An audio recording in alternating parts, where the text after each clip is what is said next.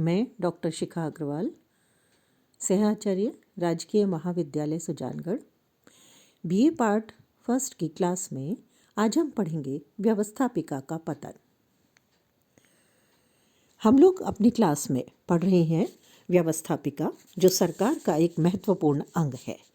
और जैसा हम अपनी पिछली क्लासेस में देख चुके हैं कि कानून बनाने का कार्य परंपरागत रूप से व्यवस्थापिका के द्वारा किया जाता रहा है। हम लोगों ने देखा था कि व्यवस्थापिका दो तरह के कार्य करती है। एक परंपरागत कार्य जिसमें कानून बनाना, कार्यपालिका पर नियंत्रण रखना, वित्त संबंधी कार्य, संविधान संशोधन संबंधी कार्य और कुछ निर्वाचन संबंधी कार्य हैं। तो वहीं हमने देखा था कि कुछ आधुनिक कार्य व्यवस्थापिकाएं कर रही हैं, या जिन्हें राजनीतिक कार्य भी कहते हैं, जिसमें हमने देखा था वैधता प्रदान करना, प्रतिनिधित्व करना, क्योंकि जनता द्वारा चुन करके आते हैं, जो मांगे हैं, जिन्हें हम राजनीतिक व्यवस्था के निवेश कहते हैं, उनका हित स्वरूपीकरण और हित समूहीकरण करना, राजनीतिक समाजीकरण और शिक्षण का कार्य करना, जनता में जागरूकता लाना और कुछ हद तक कार्यपालिका पर निगरानी रखना। तो ये कुछ कार्य हमने देखे थे। उसके बाद हमने पढ़ा था कि व्यवस्थापिका का संगठन कैसा होता है। हमने देखा कि दो तरह की व्यवस्थापिकाएं विश्व में हमें दिखाई देती हैं। एक सदनात्मक व्यवस्थापिका, जिसमें हमने यूनान और बल्गारिया के उदाहरण लिए थे, और इसमें हमने देखा था कि जनता की जो इच्छा है वो विभक्त नहीं होती, एक ही सदन है और उसी के द्वारा संपूर्ण निर्णय लिए जाते हैं। तो वो अनुपयोगी भी नहीं है कोई सदन उसमें, और खर्चीला भी नहीं है ये व्यवस्था। दूसरी व्यवस्था इसमें आती है द्विसदनात्मक, जो विश्व के अधिकांश देशों ने अपनाई है, जिसमें भारत भी एक देश है। भारत है, अमेरिका है, इंग्लैंड है, जापान है, ये हमने देखा था। और जो बड़े राज्य हैं उनमें भी। और इसके साथ साथ ये भी माना गया कि द्विसदनात्मक व्यवस्थापिका जो है उसमें ज़्यादा लोगों को प्रतिनिधित्व मिल जाता है, और उन लोगों को भी मिल जाता है जो सामान्य तौर पर चुनाव लड़कर आना पसंद नहीं करते या चुनाव में खड़ा होना पसंद नहीं करते। तो ऐसे विशिष्ट या विशेषज्ञ लोगों को भी इसमें स्थान मिल जाता है। और इस तरह से हमने देखा था कि कुछ सदन जो हैं, जैसे इंग्लैंड का, वो वंश परंपरागत आधार पर भी है, और इसको अच्छा माना गया क्योंकि इसके आधार पर कार्यभार में कमी होती है, प्रतिभाओं को काफ़ी हद तक प्रतिनिधित्व मिलता है, और प्रथम सदन अगर जल्दबाजी में कोई कानून पारित करने की कोशिश करता है तो उस पर भी रोक लग जाती है, उसकी निरंकुशता पर भी रोक लगती है। तो वहीं हमने देखा था कि सामान्य तौर पर द्वितीय सदन के पास बहुत ज़्यादा शक्तियाँ नहीं होती, गौण शक्तियाँ होती हैं, कम शक्तियाँ होती हैं। प्रथम सदन ही सामान्य तौर पर निर्णय लेते हैं, इसलिए ये कहा जाता है कि द्वितीय सदन अनुपयोगी है, खर्चीला है, भार पड़ता है अर्थव्यवस्था पर उसका। और जहाँ तक सवाल है संघात्मक व्यवस्था का, तो संघात्मक व्यवस्था को बनाए रखने के लिए सर्वोच्च न्यायालय होता है और संविधान होता है, उसी के माध्यम से संघात्मक व्यवस्था को स्पष्ट तौर पर चलाया जाता है। तो ये कुछ चीज़ें हम लोग पढ़ चुके हैं। आज हम पढ़ेंगे व्यवस्थापिका का पतन या अवनति। ये विचार कहाँ से आता है? सबसे पहली बात आती है कि सन 1925 में लॉर्ड ब्राइस ने अपनी जो किताब लिखी मॉडर्न डेमोक्रेसीज, उस किताब में उन्होंने एक चैप्टर लिखा, व्यवस्थापिकाओं का पतन, डिक्लाइन ऑफ लेजिस्लेचर्स। इस पुस्तक में ये समझाने का प्रयास किया कि कैसे जो व्यवस्थापिकाएं हैं वो कमज़ोर हो रही हैं, उसके क्या कारण हैं, और ये भी बताने का प्रयास किया कि जो परंपरागत संसद है उनका समय अब नहीं रहा। अब नौकरशाही ज़्यादा महत्वपूर्ण हो गई है, कैबिनेट ज़्यादा महत्वपूर्ण हो गई है। तो ये क्या है?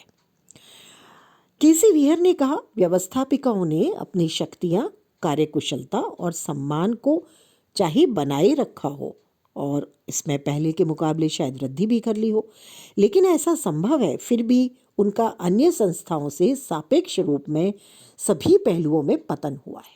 क्यों हुआ है? क्योंकि केसी वियर कहते हैं कि अन्य संस्था यानी कार्यपालिका, न्यायपालिका, उन्होंने अपनी शक्तियां बढ़ाकर अपना दर्जा सुधार लिया है, यानी उन्होंने अपनी शक्ति बढ़ा ली है। और इसी संदर्भ में शायद ब्यूरोक्रेसी या जो कैबिनेट है उसने भी अपनी शक्तियों को बढ़ा लिया है। राजनीतिक संस्थाओं का विकास वर्तमान में जिस तरह से हुआ है, लोकतंत्र के विकास के साथ साथ उसमें कार्यपालिका की शक्तियां बहुत ज़्यादा बढ़ गई हैं। कारण क्या रहा? इसका कारण रहा त्वरित निर्णय लेना, कि जल्दी निर्णय लेने की आवश्यकता महसूस हुई। विश्व युद्ध हुए, आणविक युद्ध का भय हर समय बना रहता है, आर्थिक संकट आते हैं, समाजवादी और लोक कल्याणकारी कार्य राज्य को करने होते हैं और उसके लिए बहुत जल्दी निर्णय लेना होता है। अंतर्राष्ट्रीय तनाव या पड़ोसी देशों के साथ या विश्व राजनीति में अगर कोई संकट है तो उससे निपटने के लिए भी तेजी से निर्णय लेने की ज़रूरत है।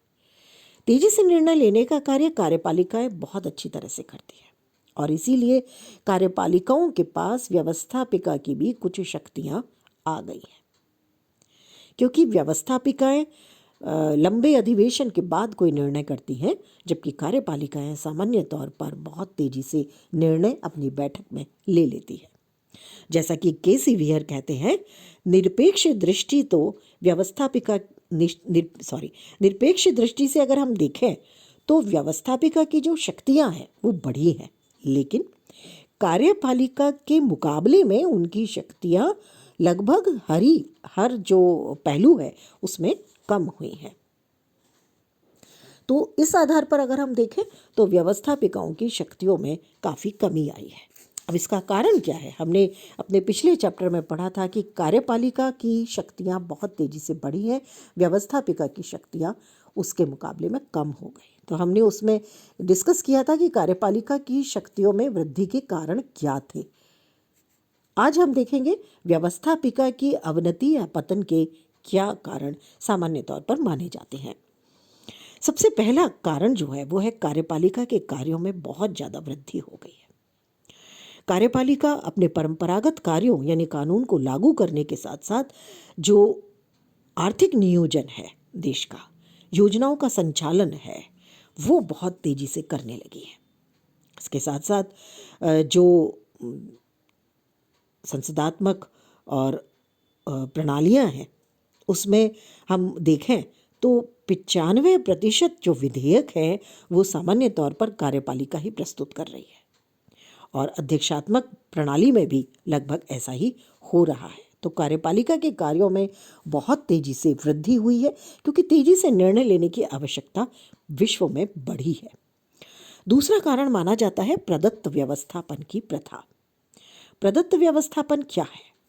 प्रदत्त व्यवस्थापन है व्यवस्थापिका द्वारा अपने कार्यों को किसी समिति अथवा कार्यपालिका को देना। ऐसा क्यों हुआ? क्योंकि विधानमंडल में विशेषज्ञ लोगों का अभाव होता चला गया।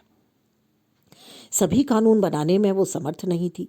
महत्वपूर्ण जो कानून है उनको बनाने का कार्य कई बार वे विशेषज्ञ समितियों को सौंप देते हैं।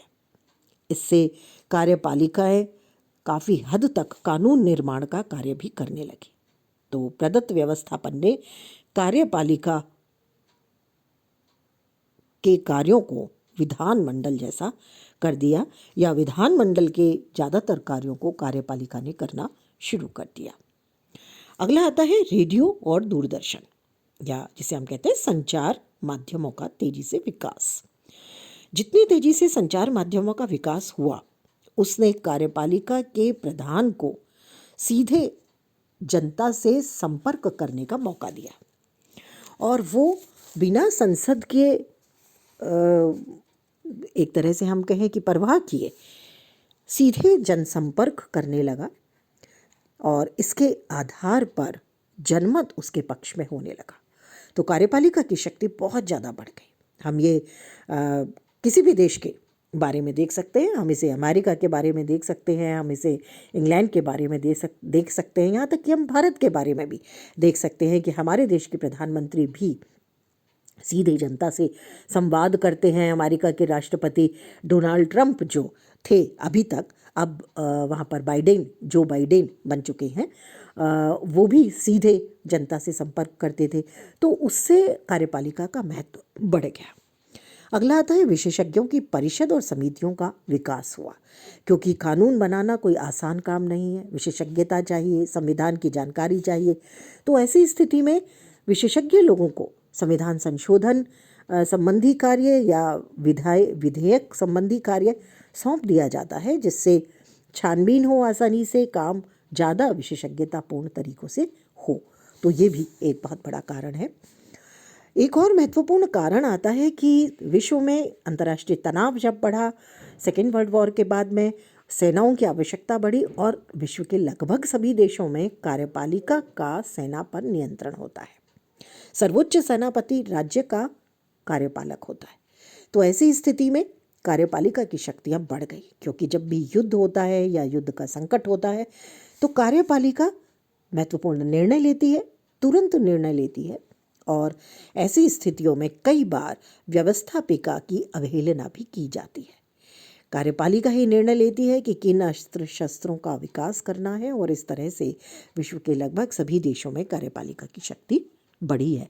और कार्यपालिका की शक्ति बढ़ने से व्यवस्थापिका का महत्व कम हुआ है।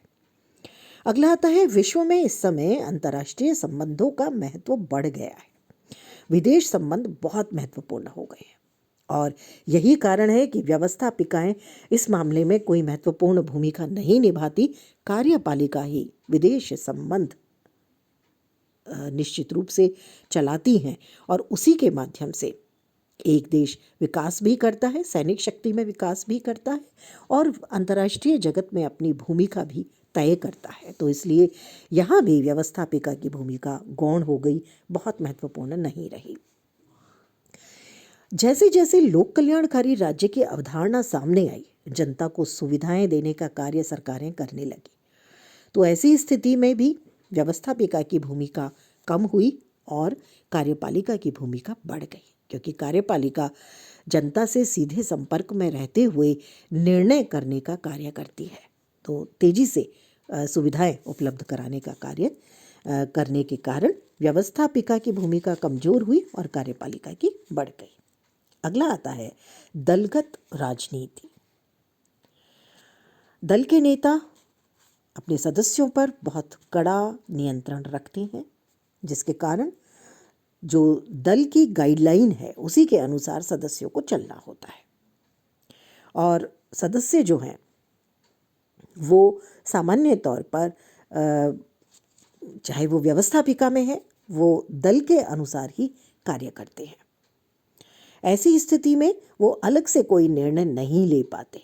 इसका परिणाम ये होता है कि वो स्वतंत्रता पूर्वक व्यवस्थापिका में अपने विचार नहीं रख सकते। जैसा कि भारतीय सांसद ने एक बार कहा था, और वो विश्व के लगभग सभी देशों की पार्टियों पर लागू होता है, अमेरिका को अगर हम छोड़ दें तो, दल के स्वामियों द्वारा मांगी गई कीमत बहुत अधिक है। वहाँ हर एक को आत्मसम्मान को भूलने के लिए तैयार रहना चाहिए, टिकट के लिए लाइन में खड़ा होना चाहिए, और स्वतंत्र निर्णय जैसी चीज़ों को भूल जाना चाहिए। तो इस आधार पर भी काफ़ी हद तक व्यवस्थापिका की भूमिका कमज़ोर हुई है, क्योंकि अगर हम संसदीय व्यवस्था की बात करें तो संसदीय व्यवस्था में दल का नेता प्रधानमंत्री होता है, और प्रधानमंत्री की बात को व्यवस्थापिका के सदस्य नहीं डाल सकते। तो इसलिए व्यवस्थापिका की भूमिका खास करके संसदीय व्यवस्थाओं में कमज़ोर हुई है। तो इस तरह से कुल मिलाकर के अगर हम देखें तो निश्चित रूप से कुछ हद तक व्यवस्थापिका की शक्तियां कम जरूर हुई हैं, लेकिन व्यवस्थापिका की भूमिका खत्म नहीं हुई है। और ये जो विषय है कि उसकी भूमिका का पतन हुआ है या व्यवस्थापिका अब कमतर हो गई हैं, तो ऐसा पूरी तरह से नहीं है, जैसा कि बेलाडेल ने कहा। जबकि विधायिकाओं का पतन नियम निर्माण के कुछ पहलुओं से संबद्ध हो सकता है, यानी एक सीमित मात्रा में हो सकता है, लेकिन संप्रेषण माध्यमों के रूप में सभाओं के ह्रास को बहुत कठिनाई से स्वीकार किया जा सकता है। यानी व्यवस्थापिका की भूमिका कुछ कम जरूर हुई है, लेकिन पूरी तरह से व्यवस्थापिका का महत्व खत्म नहीं हुआ, और इसीलिए विश्व की सभी व्यवस्थापिकाएं आज भी कार्यपालिकाओं पर समय समय पर अपना नियंत्रण भी दिखाती हैं और अपने सौंपे गए समस्त कार्यों को करती भी हैं, कानून भी बनाती हैं, उसमें स्वस्थ बहस भी होती है, मंच भी मिलता है जनप्रतिनिधियों को और जनता को प्रतिनिधित्व भी प्राप्त होता है।